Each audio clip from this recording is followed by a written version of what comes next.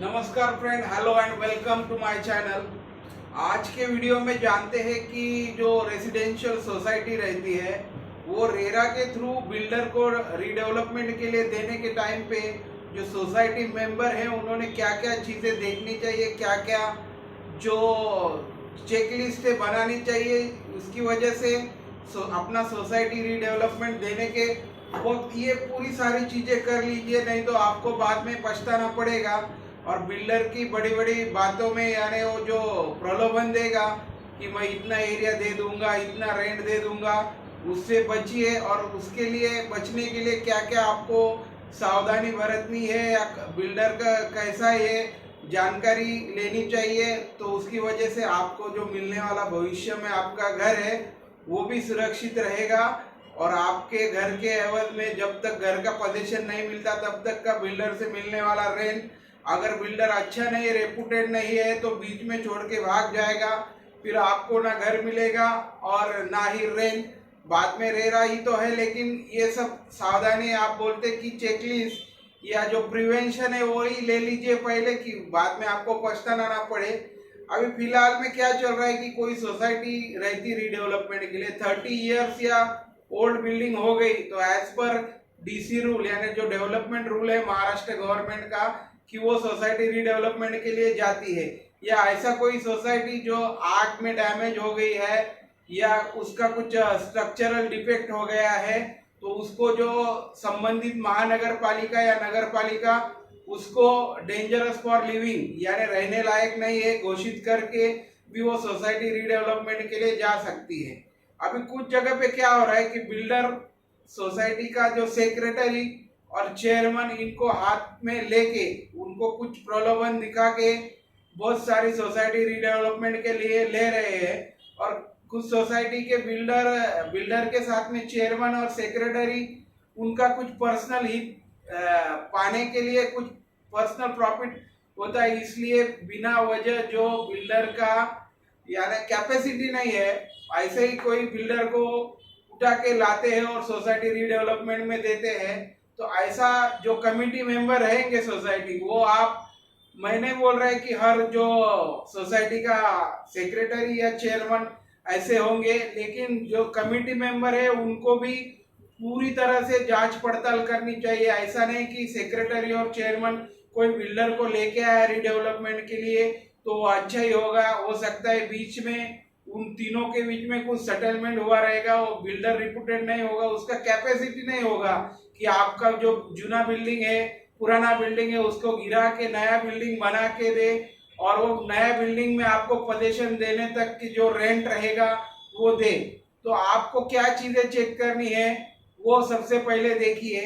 जब भी रीडेवलपमेंट के लिए आपके सोसाइटी में कोई बिल्डर आएगा, थ्रू सेक्रेटरी आने दीजिए, थ्रू चेयरमैन आने दीजिए, तो उसके पहले उसका जो प्रीवियस इसका परफॉर्मा लेटर लीजिए, उसका जो एक्सपीरियंस है पास्ट एक्सपीरियंस का वो प्रोजेक्ट का डिटेल लीजिए। साथ ही में वो टर्म्स और कंडीशन यानी आपका जूना फ्लैट जाने के बाद में आपको क्या क्या एक्स्ट्रा चीजें या जैसे कि कारपेट एरिया बढ़ा के कितना देने वाला है वो सब चीजों की डिटेल देख लीजिए। और ऐसा नहीं कि लालच में आप बिल्कुल मत पड़े। देखिए अभी कोई बिल्डर आपका बिल्डिंग रीडेवलप करने के लिए आता है तो उसको भी बहुत सारे करोड़ों में खर्चे आते हैं। अगर कोई आपको सिर्फ आश्वासन देगा कि मैं आपको कारपेट एरिया से 30%, 40%, 35% दे देगा, रेंट अभी फिलहाल मार्केट में आप जहाँ रह रहे वो एरिया में 5 या 7 हजार है और बोलेगा मैं 10,000 दे दूंगा, तो ये ग्रीड या लालच में आप बिल्कुल मत जाइए।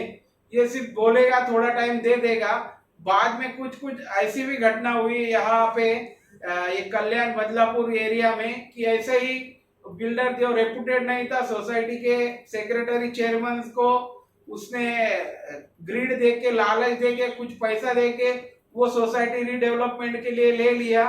और सोसाइटी का जो डिमोलिश होने के टाइम पे जो स्टील वगैरह जो लोहे का सामान है वो 20-25 लाख में बेच के वो बिल्डर ने ना कुछ बिल्डिंग बनाया, अभी वो जगह वैसा ही पड़ा हुआ है। अभी लोग देख रहे हैं हमारा कभी होगा, रेरा में चल रहा है, लेकिन तब तक जो घर था वो भी हाथ से निकल गया और जो मिलने वाला है उसका अभी तक कुछ ठिकाना नहीं और रेंट ही तो मिल नहीं रहा है। यानी उनका जो पिछला घर था भले ही ओल्ड था वो भी चला गया, नया कभी मिलेगा इसके बारे में जानकारी नहीं, अभी घर का रेंट ही खुद के हिस्से भर रहे।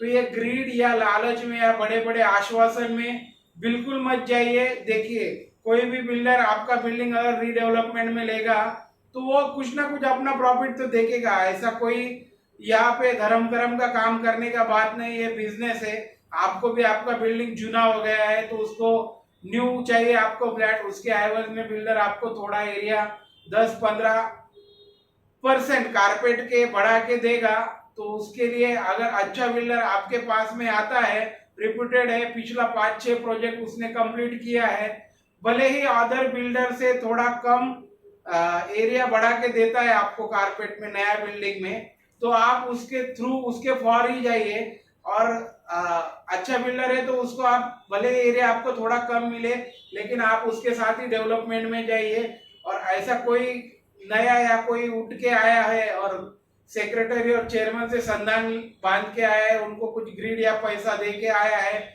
और बोलेगा कि मैं 30% एरिया दे दूंगा आपको, 10,000 रेंट दे दूंगा, इतना साल में बिल्डिंग बना दूंगा। देखिए अभी बहुत इजी हो गया, सब आम आदमी को भी काफी नॉलेज हो गया है। अगर कोई भी बिल्डिंग बनना है 15 या 20 माले का तो भी कम से कम 2 या 2.5-3 साल का टाइम लगता है।